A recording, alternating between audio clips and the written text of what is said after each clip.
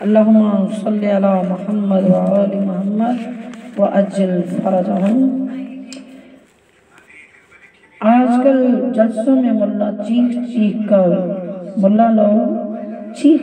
کر کہتے ہیں کہ ہم صحابہ کی حکومت لانا چاہتے ہیں، صحابہ کرام کے طرز عمل پر حکومت چلانا چاہتے ہیں، ہم عمر کا طرز زندگی، ہم حضرت عمر کا طرز حکومت دیکھنا چاہتے ہیں، مگر ہم شیعہ یہ نہیں کہتے کہ ہم آل محمد کی طرز حکومت لانا چاہتے ہیں۔ ہم یہ نہیں چاہتے کہ شیعہ حضرت علی کا دور حکومت دیکھنا چاہتے ہیں، بلکہ ہم تو یہ کہتے ہیں کہ ملک میں اصول حکومت اور قانون ملک وہ ہو جو محمد مصطفیٰ نے قائم کیا۔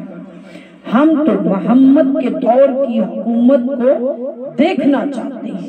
محمد مصطفیٰ کے شدائیوں کا کیا طرز حکومت ہے تمہیں پسند نہیں؟ اسلام کا آئین بنانے والوں، کیا دین کا آئین قرآن نہیں؟ کل کہتے تھے حسبنا کتاب اللہ، آج اس پر بھی سرکار کا ایمان نہیں۔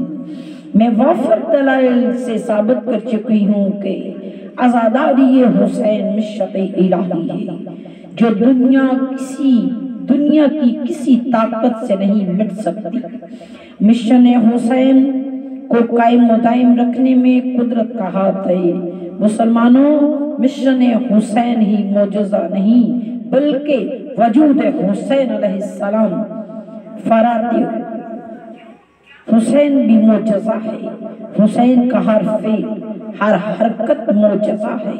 روایت میں ہے کہ حضرت امام حسین علیہ السلام کی شہادت کے بعد پرندوں نے آپ کے خون اطہر سے اپنے پروں کو خضاب کیا اور تمام فریاد و فغاں اور نالہ و شیون کرنے لگے، کرتے ہوئے عالم میں پھیل گئے۔ مقبول ہے کہ ان دنوں ایک مرد یہودی مدینہ میں تھا جس کی بیٹی اندھی، بہری، لولی، لنگڑی، کوڑی اور زمین گیر تھی۔ یہودی نے اس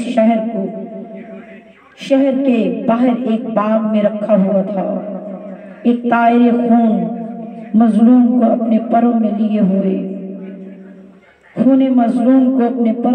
ہوئے اس باغ کے ایک درخت پر آ کر بیٹھا اور تمام شب گریہ و زاری و اضطراب بھی بے قرار کرتا رہا۔ یہودی اس روز کسی کام کو شہر میں گیا تھا اور رات کو کسی سبب سے واپس باغ میں اپنی لڑکی کے پاس نہ آ سکا۔ لڑکی بے سبب تنہا اور باپ کی جدائی کی تمام شب بیداری اور بے قراری سے رو رہی تھی، کیونکہ اس کے باپ کا یہ معمول تھا کہ وہ رات کو اسے قصے سناتا اور اسے تسلی و تشفیع دیتا، تب اسے جا کر کہیں نیند آتی۔ غرض صبح کو لڑکی نے آواز ہیزاں اس جانور کی سنی اور فتان خیزان اس درخت کے نیچے آ گئی اور طائر کے نالہ ہائے غمگین سنے۔ اسی اثنا میں ایک قطرہ خون اس طائر کے پر سے ٹپکا، اس کی آنکھ اور جسم پر پڑا، جس سے آنکھ فوراً کھل گئی۔ بس قطرہ خون امام مظلوم ایک معجزہ ثابت ہوا کہ لڑکی کی تمام تکلیف دور ہو گئی اور قدرت نے اسے مثل حور بنا دیا۔ اللہم صلی علی محمد و آل محمد وعجل فرجہم۔ صبح کو جب اس کا باپ آیا، کیا دیکھا کہ ایک حسین و جمیل لڑکی باغ میں پھر رہی ہے۔ یہودی نے نہ پہچانا، پوچھا کہ میری ایک اپاہج بیمار لڑکی اس باغ میں تھی۔ لڑکی نے کہا بابا میں ہی تیری لڑکی ہوں، اور اس پرندے کے پروں سے ایک قطرہ خون کا ٹپکا جس کے سبب سے اللہ نے مجھے شفا بخشی۔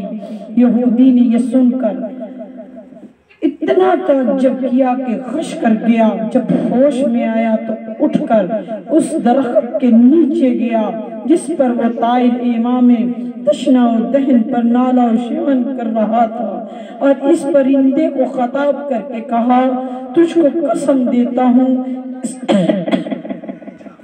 اس ذات کی جس نے تجھ کو پیدا کیا کہ بقدرت الہی گویا ہو اور بتلا دے کہ یہ کیا معاملہ ہے۔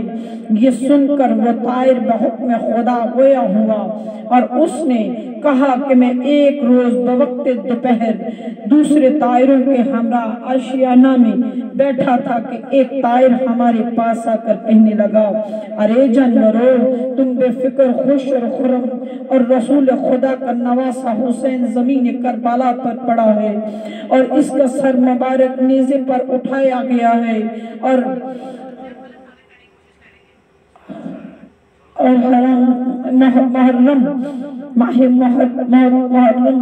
محترم پر برہنہ بے روا اور بے مقنع و چادر اسیر قوم ستمگر ہوئے ہیں۔ جب ہم نے یہ باتیں سنی تو بےتاب ہو گئے اور اوڑ کر کربلا پہنچے۔ کیا دیکھا کہ لاش مبارک اپنے خون میں غلطاں ہے اور خون سے غسل ہوا ہے اور جنگل کی خاک نے کفن پہنایا ہے۔ ہم سب اس کے خون میں لوٹنے لگے اور فریاد و ماتم شروع کیا۔ پھر ایک طائر ایک سمت کو روانہ ہوا اور میں یہاں آیا ہوں۔ یہودی یہ سن کر سوچنے لگا کہ جس انسان کے خون اطہر میں اتنا کمال و افضال ہے، یہ یقیناً وہ خدا کا برگزیدہ بندہ ہوگا۔ ہاں، اگر حسین ابن علی خدا کی بارگاہ میں صاحب قدرت و منزلت نہ ہوتا تو خون اس کا معجزے کا کام نہ کر سکتا۔